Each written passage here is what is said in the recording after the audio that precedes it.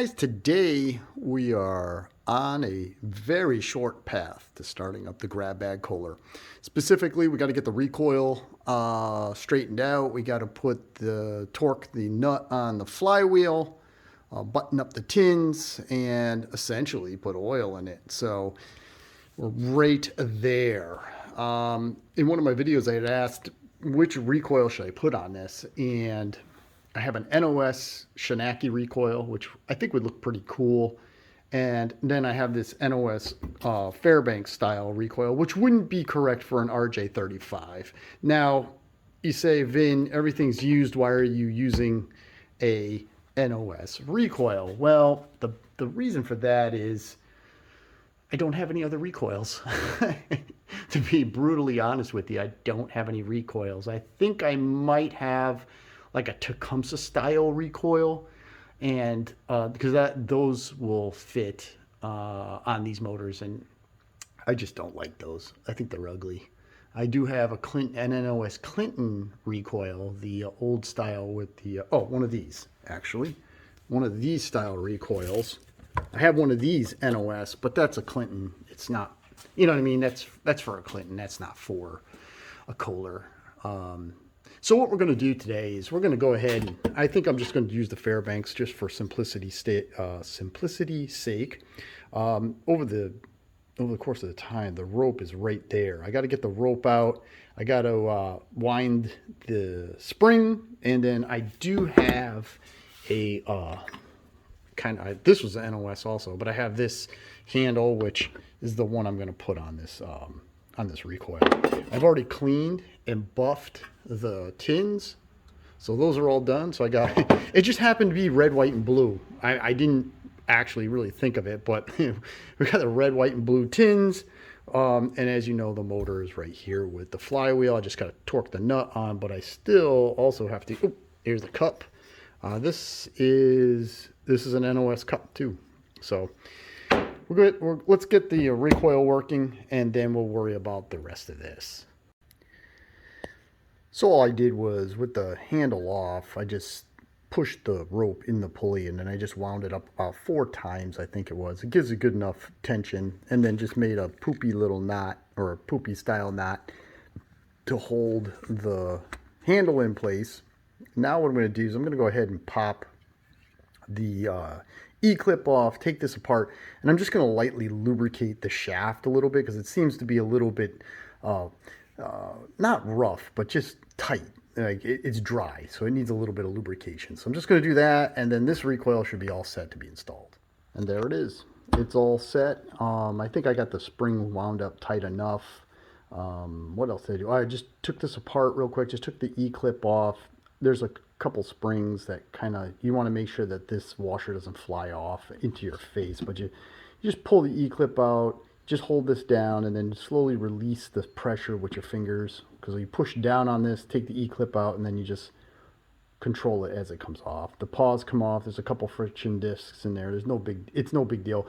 If you took one of these apart, you'd learn how to take it apart as soon as you look at it. It's really not that hard.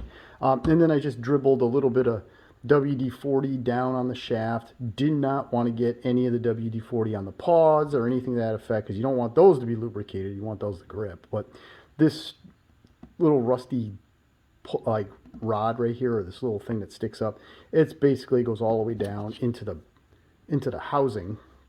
So I just dribbled a little WD-40 down between this aluminum rope pulley, I guess you'd call it, and the metal stud, and boy, it loosened right up. It works real smooth. I did take that ridiculous knot that I had with the big long piece, took that apart, fixed it, and then just heated up with the torch to melt it together. So the recoil is all set to go. I just have to get a lock nut for the pulley before I can put the pulley on, because once I get the pulley on, and the nut torqued into place, that's it. We can go ahead and start putting the tins on the motor. So I'm gonna have to run to the hardware store, because I don't have a correct lock nut. I'm just gonna get a star style one. So let's run over to the hardware store. Let's get that, and let's torque this thing together. All right, the Recoil's all lubricated, it functions properly. I fixed the nut on the handle, so we're all set. To mount the recoil, or the Fairbanks recoil, to the blower cover, there are 4 10-32 screws that are required. I had these screws, they're much longer, in my little bolt bins, and I thought they would look just right. I mean, they're kind of old school looking, thin with slot heads. The only thing is the holes for the recoil are a lot bigger than a 10-32 bolt. So I ran to the hardware store. I found these little nylon spacers, I guess you'd call them. They drop right in. They're not nearly as thick as the base, so that means they won't get in the way when I tighten down the screw to tighten the recoil down to the blower cover. The only thing I needed to do was open up that hole so a 10-32 screw would fit through it. I just did that with my rotary burr here on my Dremel and a rat tail file just to finish it off. Cut them down, filed them, and they screw right into the blower cover perfectly, as well as, we'll just do this real quick. They drop right into the hole mint, and then it centers the screw. So now there won't be any movement of the recoil once it's tightened down, because those spacers will hold it put, or hold it centered. For the cup, I just need to find a lock washer for the main nut. This is one of those, this is like a lock nut itself, but the locks have been stretched out so many times that there's really no, holding ability. So I got to find a lock washer. Not a big deal. The big thing about a Kohler is if you have the correct Fairbanks cup, it will have these two like posts.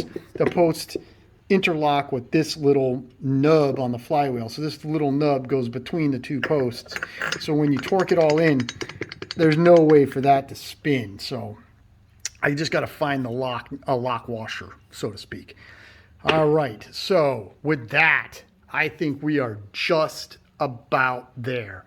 I'm gonna find a lock washer, torque the bolt on, put the recoil on the blower cover, put all the tins on it, fill it with some break-in oil as well as some straight 30 weight. And I gotta just get the oil bath air cleaner for it out of the shed, clean that up, put it on. So we're right there. Let's get this last few things done and let's get it on the engine stand. All dressed up and ready for action. A couple technical things that I did was flywheel was torqued to 45 foot-pounds, just like the book says. Just snug down all the bolts so all the tins are nicely secured. When it comes to one of these old oil bath air cleaners, make sure when you're installing it, you got a little wing nut that goes, the bracket goes between the wing nut and the base of the air cleaner, so leave that loose. Mount the elbow to the carburetor first. Just very lightly snug the bolts down. You don't need to be super tight. And then tighten up the base nut or the wing nut, and that'll squeeze it all together and it's nice and solid. Next thing, make sure your choke works, that the screws didn't bind up the shaft. Works fine. Outside of that, I think it looks pretty good.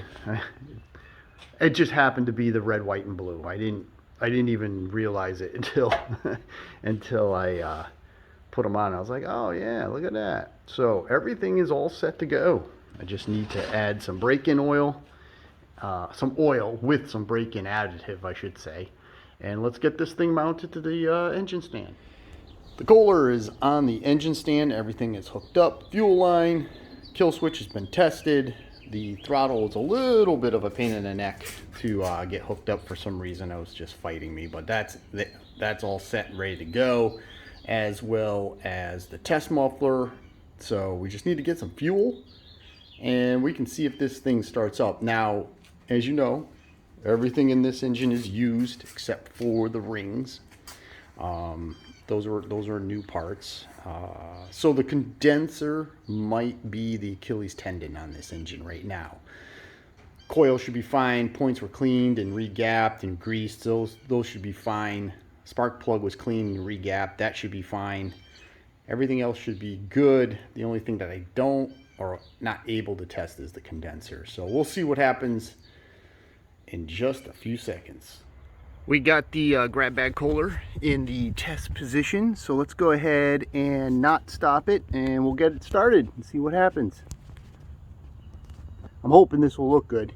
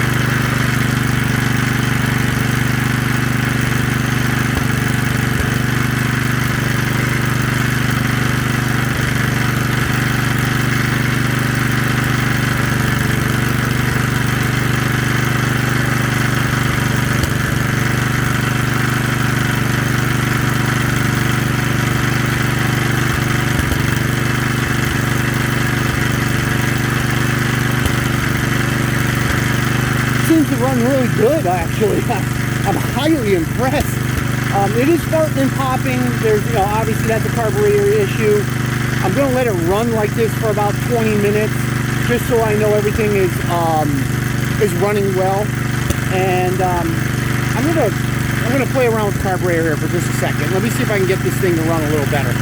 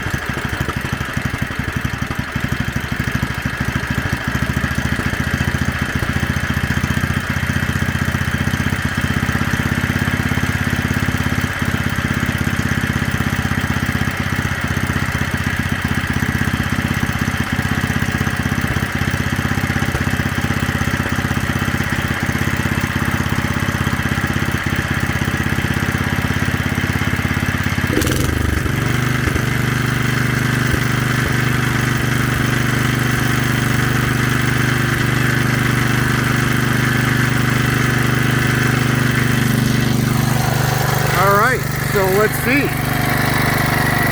There's a little bit of a tick going on over here, and you can hear it's still farting. But overall, we are going to have to put a new head gasket in it without a doubt. It's squirting stuff out. Let me just get away from the engine there for a second. The head gasket is no good, so that's definitely going to have to get replaced. And you can hear there's a little bit of a tick. I think that might be the valve lash. But in general, I mean, this thing runs good.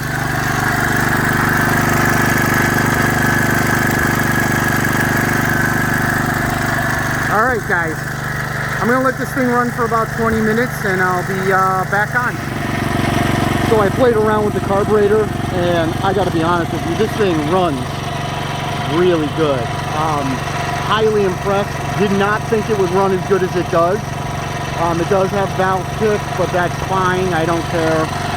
Overall, it's right there. It does have a couple small issues. One is the head gasket is junk. Obviously, it's used,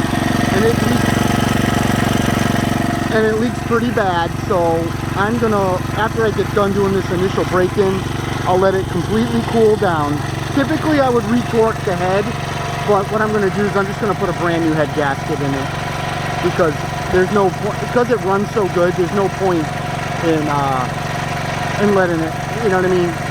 Just going to replace the head gasket, be done with it. The fuel bowl does leak a little bit of fuel, so that needs to be tightened up just a hair. The recoil I'm completely not happy with.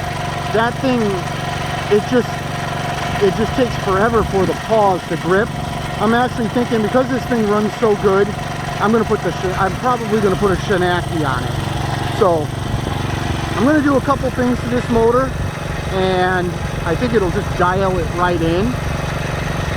Highly impressed. Those used seals on the crankshaft don't look to be leaking. So all in all, super happy with this thing. All right, I'm gonna let this thing continue to break in, and when we come back, we'll have the new head gasket on, we'll have the fuel bowl fixed, and we'll probably have a Shinaki on it. Real quickie here. Head gasket is leaking all the way around the back side, so that means it's shot. It doesn't look like it's leaking up in this area, so I'm definitely going to put a new head gasket in it, just because it runs so good, you know, preliminarily, that it's worth it. If we take a look at the seal here, the seal doesn't seem to be leaking anywhere, as well as the oil pan seems to be fairly intact. It doesn't appear that any of that is particularly leaking. We'll find out if the bearing plate leaks shortly. Usually when they sit, they'll start to leak. The carburetor just needs, the bowl nut needs to be tightened up because it's leaking just a hair. One thing, no oil out of the breather, so that's a plus. Doesn't seem to be pushing any oil out where the governor arm goes. The points, I don't know, I have to take the cover off, but it runs, so I'm not doing that. The recoil, I'm not happy with. It takes forever for it to grip, you know, and I'm not into that. So I could play around with that, but I might just put the Shinaki on it because it'll just look good. Obviously, the condenser is not of an issue. Timing seems to be fine. Carburetor seems to work real good. So I'm pleasantly surprised. I'll go ahead and make those changes and we'll start it back up. Just for good measure, I went ahead and pulled the flywheel off. I'll be honest with you, the flywheel is a major pain in the neck to get off. For some reason, it was really, even after taking the nut off, of course, I really had to kind of manhandle it to get it off, but it did come off. And when we take a look, I see no errors. The old seal seems to be holding. There doesn't appear to be any weepage or anything like that. Doesn't appear that anything in here was touching the flywheel. The flywheel is actually in mint shape. Everything looks fine there. I did install the Shinaki recoil on the blower cover. I'm going to go ahead. Oh, this is not the nut we're going to use. We're going to use this nut right here. You've seen me set these up before. I'm going to put that in place, torque it to 45 foot-pounds. So that should be all set. The only thing, looking over the motor, same issues, leaky head gasket. So I'm going to put a new head gasket in it. The oil pan does appear to be intact, so that doesn't appear to be leaking. The used seal right here on the crank seems to be fine. I don't see any weeping coming out of that, so we're all good there. The only thing I will say is I believe it's going to weep a little oil out of the bearing plate cover. I don't know if I can show you this. There appears to be a little bit of oil migrating between the bearing plate and the block. So that's probably going to leak a little bit, but I mean, really, at the end of the day, that's nothing. So let me go ahead, let's get this thing all back together. We'll get it outside, start it back up. I went ahead and pulled the dipstick just to get a sample, but as you can see, now granted, it's only 20 minutes, but it's nice and clean. Doesn't seem to be any real burntness or anything like that to it. So, all right, we're in good shape, I think. I have the head off now. We can see right where the oil, gas, whatever, was just kind of blowing through right here. We can see the fire ring kind of forming. Overall, looks real good. I'm just gonna go ahead and crank this down. Let's see how the bore looks. Yeah, man, it looks real nice. The bore looks good. Doesn't appear to be any scratches in it, so it's a little bit hard to see, but yeah, there's just a couple little, nothing to worry about. We'll take this old head gasket out of here. We're gonna go ahead and clean everything up. I am gonna put a brand new head gasket on this, and we'll get it started back up. And there it is. the grab bag Kohler running. I think it's a ripper. Sounds really, really good. I'm highly impressed. Not by my work, but more so that all of these used parts seem to just kind of fall together. Now, granted, there are 2 new parts in this motor. Obviously the rings, and now the head gasket. Other than that, the rest of it is all used parts. Purrs like a kitten. I'm really, really happy with this. This thing runs real good. I'm just going to let it run like this for another 20 minutes or so, just to continue to break that motor in. I do have break-in lube in the oil, so I'm going to let this run for a little bit, like I said. Next up for this motor is to be installed on my RJ35, and that'll be in another video, guys. Thank you very much for watching. Thank you very much for watching this series. Hopefully you found it enjoyable. I guess it kind of shows that you don't have to have everything mint in order to have a good engine. So please like, share, and subscribe. And if you could, tell a friend. And lastly, but not leastly, leave a comment below. All right, thank you guys. Really appreciate it. Head gasket is sealed. Carburetor still needs a little bit more adjustment. But outside of that, she's done. So until the next project, you have a great day. Thanks, guys. Bye.